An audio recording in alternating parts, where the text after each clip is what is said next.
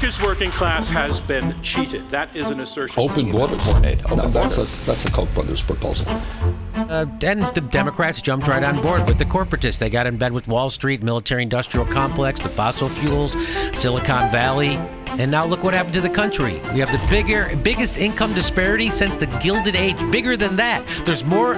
Expanded trade has thrown the working class into much more competition than they experienced before trade with lower wage countries took off. Can say is that as a country, we have to make a different set of choices because the choices we've made have hurt working people. Congressman, because I wouldn't know what to tell you to write. I don't know what to do about the depression and the inflation and the Russians and the crime in the street. All I know is that first, you've got to get mad.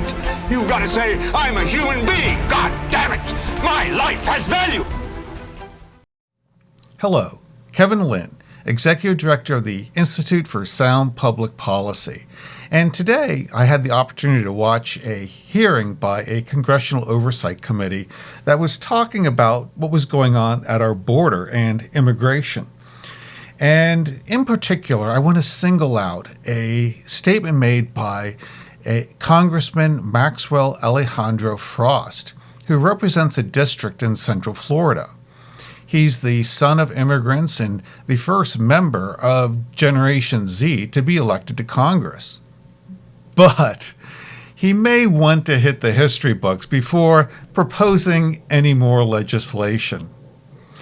In today's hearing, the lack of familiarity with the history and the story of how the Statue of Liberty came to be was on display for everyone to see, as the congressman conflated poetry with policy. Let's watch the video. So I just hosted a roundtable in my district because my constituents are terrified about the talk that's going on up here. An amazing community leader and pastor, Father Jose, brought up a really good point that migrants don't just want to come here. We told them to come here. And Mr. Beer, the Statue of Liberty, situated next to Ellis Island, an iconic American symbol, reads, "Give me your tired, your poor, your huddled masses yearning to breathe free. The wretched refuse of your teeming shore. Send these, the homeless, tempest tossed to me. I lift my lamp beside the golden door." To my colleagues on the other side of the aisle, let's be honest with immigrants who deserve better than what you're offering them.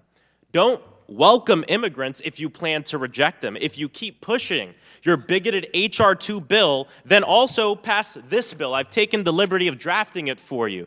It removes the Statue of Liberty, our largest symbol that tells people to come here. This is who you are, removing the fabric of America. So this is what Congressman Fox gets wrong. Although the Statue of Liberty has long been a beacon for immigrants, and not just any immigrants, but the poorest and most destitute around the globe. This symbolism of taking in the world's impoverished is embodied in a verse from Emma Lazarus' poem, The New Colossus, which proclaims, as though speaking through the statue itself, "Give me your tired, your poor, your huddled masses yearning to breathe free, the wretched refuse of your teeming shore. Send these, the homeless, tempest-tossed to me. I lift my lamp beside the golden door." Well, knock me over with a feather.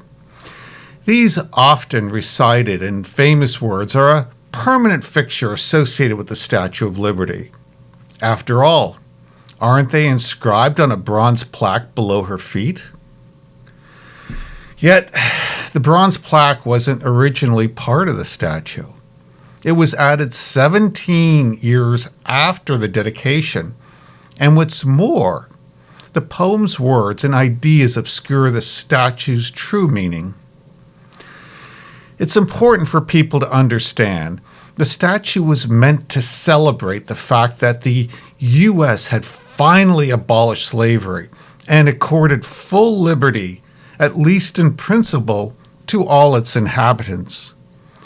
What's still ignored to this day are the broken shackles on her feet, which signify the newfound liberty of American descendants of slaves. The Statue of Liberty was not intended to be a symbol for those who have yet to come, but a tribute to the foundational group of people who were already here. The intent was to portray a form of government that could be copied by people in their own countries, not by leaving their countries. Appropriately, she was named Liberty Enlightening the World, not Liberty Receiving or enthusiastically welcoming the world. Now, immigration proponents' understanding of the true meaning of the statue is entirely backward. They don't talk about its history or intent, as it goes against the heart of the open borders advocates' narrative. Much like the passage from the new Colossus, they focus on the poor coming from overseas and across the borders rather than the poor at home. The fact that there have been 8.8 million encounters since Biden took office appears to be music to their ears. Yet, more than 3 million immigrants a year, both legal and illegal, arriving in the U.S. creates colossal problems for everyone, and especially our poor and most vulnerable. According to the Census Bureau, in 2022, the number of people officially in poverty was 37.9 million. And the depth of poverty has gotten worse. Deep poverty has increased to 45.6% of those living in poverty. And why do the poor continue to stay poor? One big reason is the oversupply of low-skilled immigrant workers who depress wages of the native-born.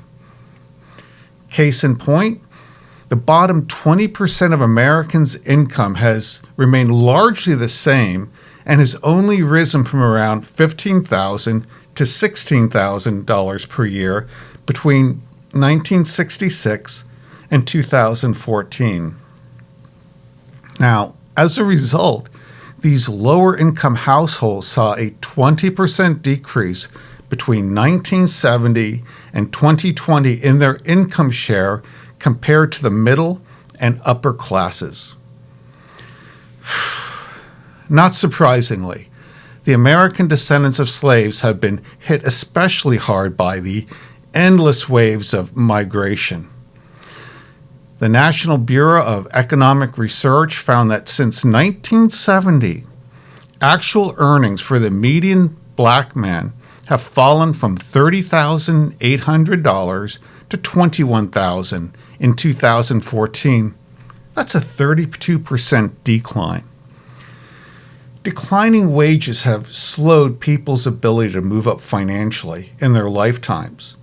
This increasing economic inequality and the inability to get ahead is due, again, in large part to mass immigration. I mean, just look at the contrast between the upward trajectory of children born before the 1965 Immigration Act and afterwards. It's startling. Whereas 92% of children born in 1940 earned higher incomes at the age of 30 than did their parents, this share dropped to 50% for children born in 1980. Now, we've gone from a country where almost everyone could financially exceed their parents' income to the odds of achieving that now are worse than flipping a coin. Of the children born in the bottom fifth of the economic ladder, 43% will continue to be stuck there. I mean, where's the mobility? I mean, I've seen studies that said someone born into poverty in France has a better chance of escaping poverty than someone in America. So, for Americans born at the bottom, it's clear that the ability to move up is particularly low. Now, with the recent influx of immigrants, Democrat mayors in blue states finally must confront the consequences of their policies.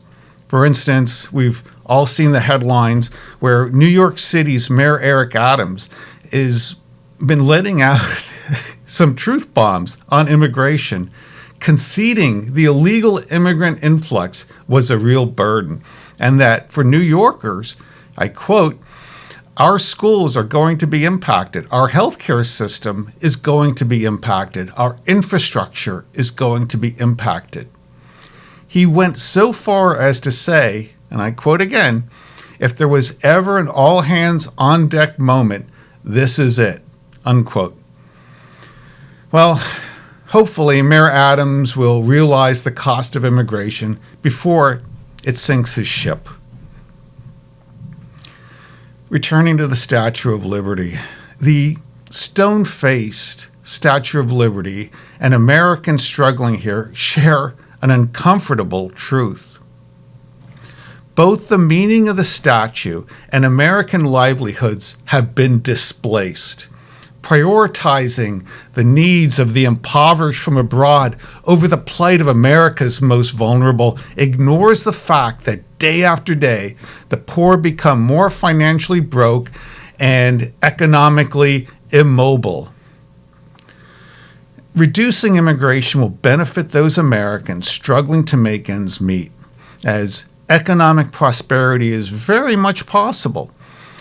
For instance, between 1940 and 1980, when there was low immigration, the real incomes of white males expanded 2.5-fold, while real incomes expanded 4-fold for black men.